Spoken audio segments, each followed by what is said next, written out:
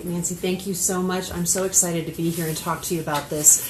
Clearly, so many different people on the phone and in the room who have very specific causes that they're representing, and I would say in some cases maybe an easier sell than hospice. I don't know. In some cases, this was the biggest challenge we ran into, was how do you take something about end-of-life care and then make it real, show the positive aspects, which there are in hospice and palliative care, especially earlier in the continuum with palliative care. So many of the diseases we're talking about can benefit from palliative care too. How do you show that to the public and change their minds about something that it seems very doom and gloom and I don't want to think about it? And that's when we launched this in May of 2014. If you look at momentsoflife.org, this is where we are now. When we first started the campaign, we literally had 5 stories that we had gotten from providers around the country and produced, and barely a microsite, a few pieces of information like what is hospice, what is palliative care, how do you find a provider, those kind of things. But what we have now is a huge conglomeration of not just videos, but blogs and photos that our members have sent in. And I think there's one video here I'd like to start with. It's the one up in the far left-hand corner with the green overlay. It's called What is Moments of Life? And I will see if I can get this to open and play here in the room, and hopefully you can play it as well, because I think this, more than anything, showcases where we've come as far as the number of videos we've collected and the breadth of the stories and what's possible in a short amount of time if you reach out to your members and constituents. Like, is that a good time to do that? Yeah, perfect timing. Okay.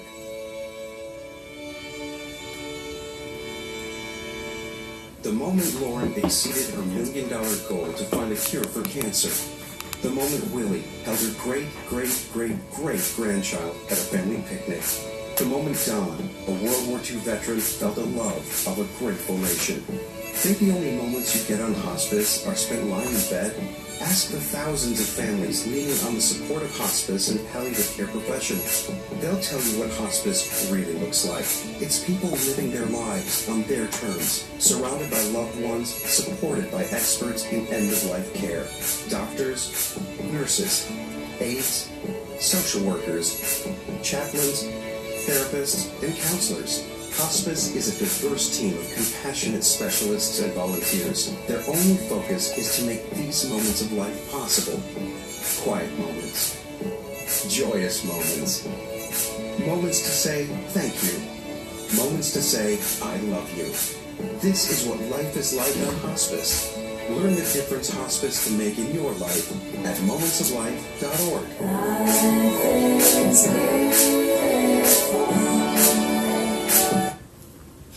So that gives you an idea of, Life is beautiful. So clearly a juxtaposition there of life and hospice, but what we've been trying to showcase is that these moments are possible. They're all real. Nothing was faked or no actors, those kind of things. We started collecting these stories. Our response from our membership has been huge. I would say that has been almost the biggest positive, is that these hospice and palliative care providers, especially the small ones who don't have their own marketing budgets, are using this collateral to support themselves in their communities. If you take a look at, you've seen a little bit of the website, it's very interactive. It actually scrolls to the right, and we have the ability to constantly change it up ourselves without having to go back to the designer and feature our new stories. Since the campaign launched, we've really focused on diversity, not just ethnic, but in age, in disease condition, and in stages of hospice and palliative care. And in our upcoming conference, we're actually going to be featuring Deidre's story, a young woman who got almost a year's worth of palliative care help before she transitioned to hospice. It completely changed her disease trajectory before she died of lupus. And so that's kind of where we started, where we are now. Moving on in the slides, and we'll watch this if we have time in just a bit here, is Don's honor flight. I would say this has by far been our most successful story because it blends patriotism and veterans with the harder aspect of end-of-life care. We've often found those stories that come at it a bit sideways in our case work the best. We have a new one, Pet Peace of Mind. As you all know, the media loves puppies. I'm guilty of this myself. I knew exactly what we were doing when we got into this partnership. But by doing that and by focusing on the health of the whole family, which in some cases includes this pet, these end-of-life and advanced care discussions happen, and these volunteers come in and help. And it also showcases the holistic aspect of what hospice does, that you're not just talking about physician, nurse practitioner involvement. You're looking at social work, chaplaincy, all that kind of thing, therapy in many cases, that really makes it a whole experience for families. What is Moments of Life? Willie's Family Picnic, which you see in the next slide. This became one of our first truly diverse stories and is also featured in the PSA. I'm going to get to that in a moment because it takes me a bit to scroll over to it. I want to make sure that it plays well.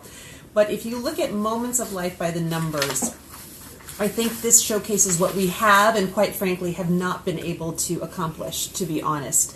Initially, in the first year of the campaign, we did have enough budget to have digital ad support as well as some paid placement through BrandPoint, through different articles that we were able to place that are actually on the website. If you take a look, we actually include a lot of that, not just our media coverage. Oops, there I go, making it smaller.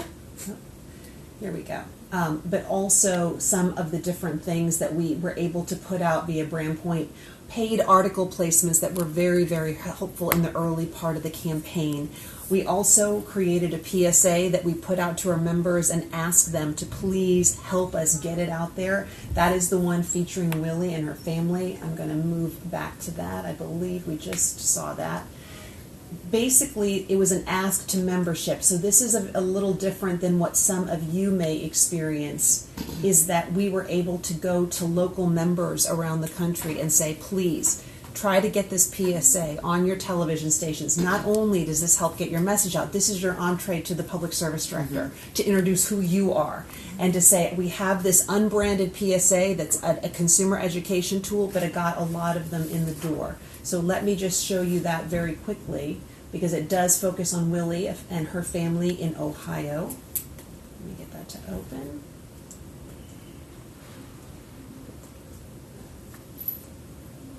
And it's the PSA called Spread Public Awareness with a pink tile over it on momentsoflife.org. You'll notice our little heart. I love that. Yeah, I actually liked it. I like it a lot. It sometimes just takes a bit for it to come up. 9 out of 10 of us say we want to die at home. But for a third of us, this is the last place we'll see.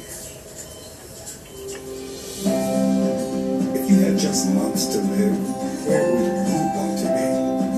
Willie wanted to enjoy her great-great-great-grandchildren. She chose hospice. See what's possible at momentsoflife.org.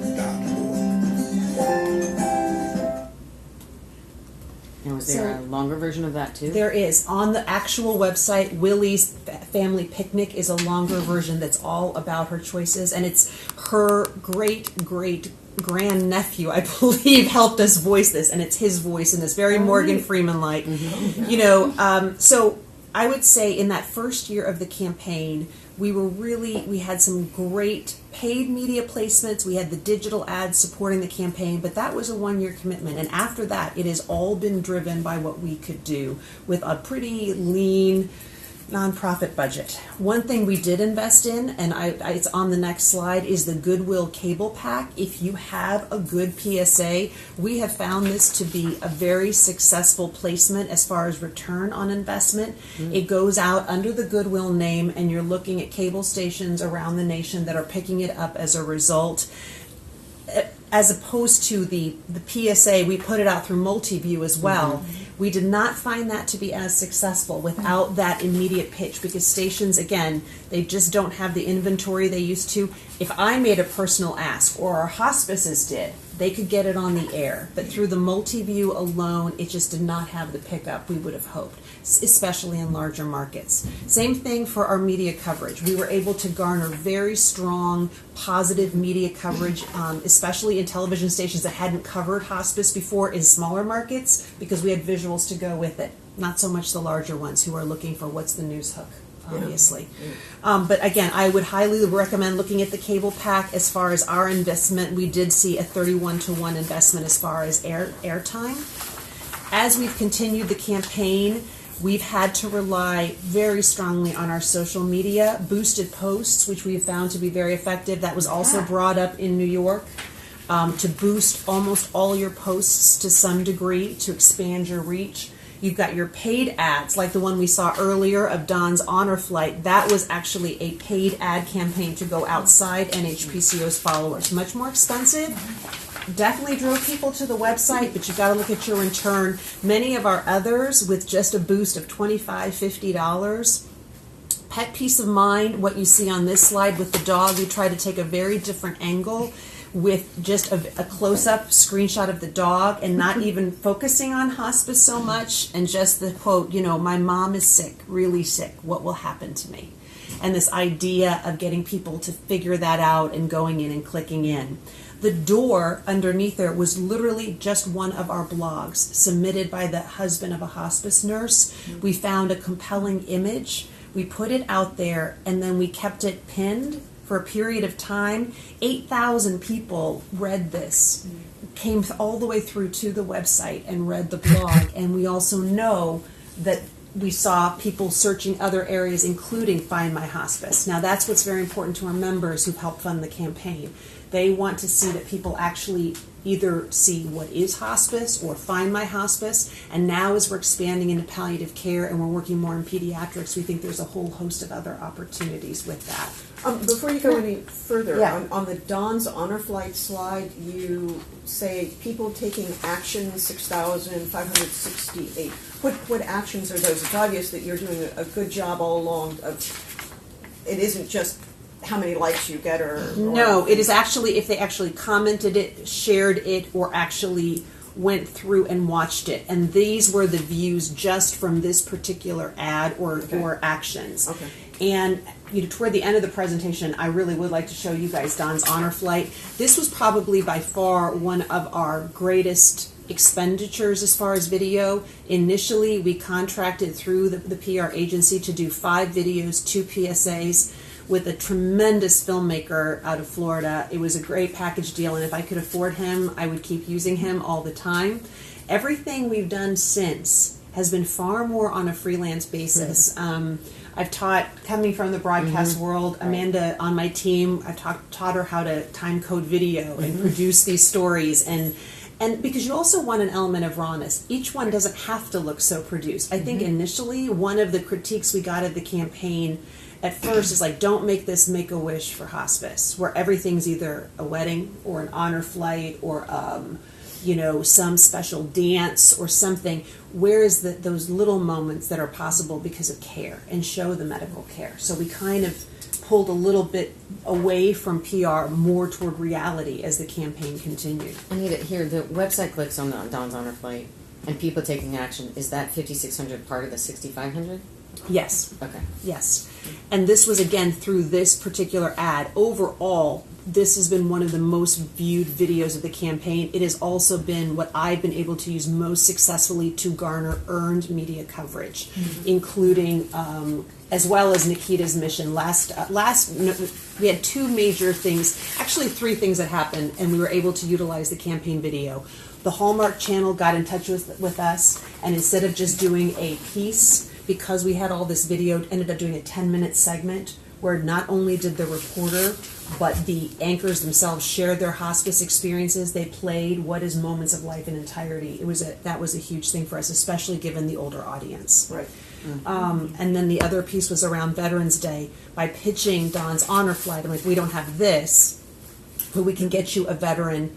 NBC aired it as part of their veteran special. We showed a veteran in Severna Park, Maryland, with the final honor salute and active duty that were there to salute him, and he died within a week and a half after that. So it was so powerful to see him and these active duty personnel there saluting him, and that was pitched onto the Today Show.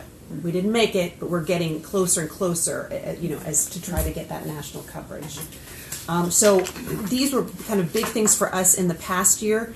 But we've really had to focus on our social media because we just haven't had the PR budget to keep pushing it out on a larger level. Member engagement, earned media, it's been very powerful, and always it's helped our press release pick up too, because we can link to these different videos. If we're talking about grief and bereavement, and we link to the kids' summer camp, it seems to do better, just because we have those assets, as we all know. Can I ask you a question on Pet Peace of Mind? Yes. What was the highest dollar amount that you boosted a post by? This one was our highest, and I believe Pet Peace of Mind was our highest boost at $200. And we did this, like I said, and we also pinned it at the top. Mm-hmm. We did a Twitter ad buy with this one. This was our highest thus far.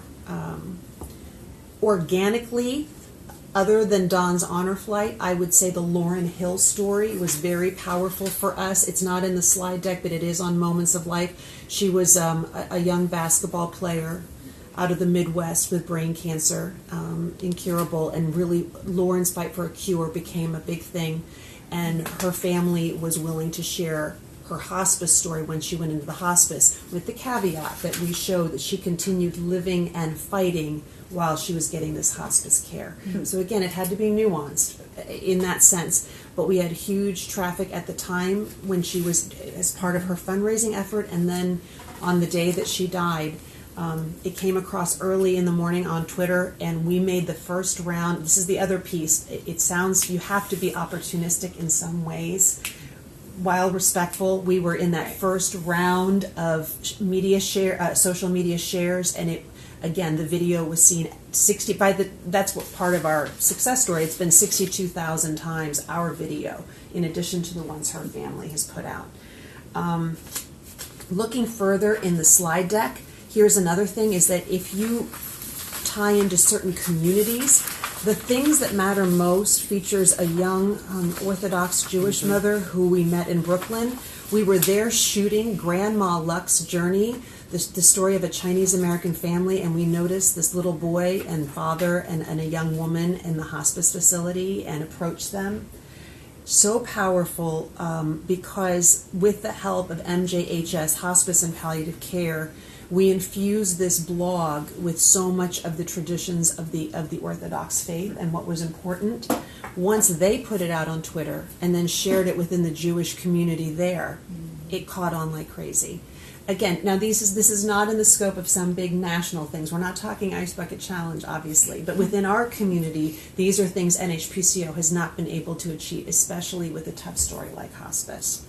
And the final one that I wanted to talk about a little bit is Deidre's story. This is our first on a young African-American woman who started with palliative care. We show a lot more. I'm very passionate about this. I know we have someone on the phone from the National Kidney Foundation too.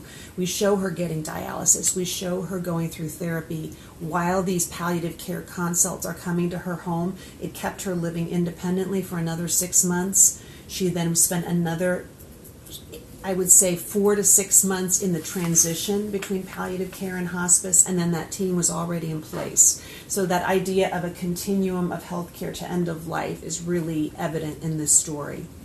And then on the final slides, I realized we forgot to take out will be announced November 11th. We have now been recognized with 4 awards. The Bulldog one I really enjoy just because it is judged by journalists on authenticity and what you're kind of breaking through, and the videos were cited. E-healthcare, again, the website, and what not only can consumers engage on a video, but they can learn more about what hospice and palliative care is. And the final slide really looks at what we put out to our members. What can you do to help us? So this very much is toward a membership association versus strictly a nonprofit that is, maybe one specific cause. We ask them to share what is Moments of Life on their social media. We have this What Are My Options tool, which walks people through when you might be ready to have at least a palliative care consult or maybe hospice wherever you are in illness, and advocates for advanced directives the whole way through. We asked them to share that banner ad, and we produced a DVD set of some of the top videos because we do find our development people around the nation are using them. And now we're launching a speaking tour to go out to say, this video fits for this. this video fits for this. And I'm actually headed to Vancouver in another month because the Canadians want to replicate it. So that's exciting for us. And if we have a little bit of time, I'd like to show you Don's honor flight in case folks haven't seen it. And if we have time for Deidre's story, but I want to make sure we have time for questions as well.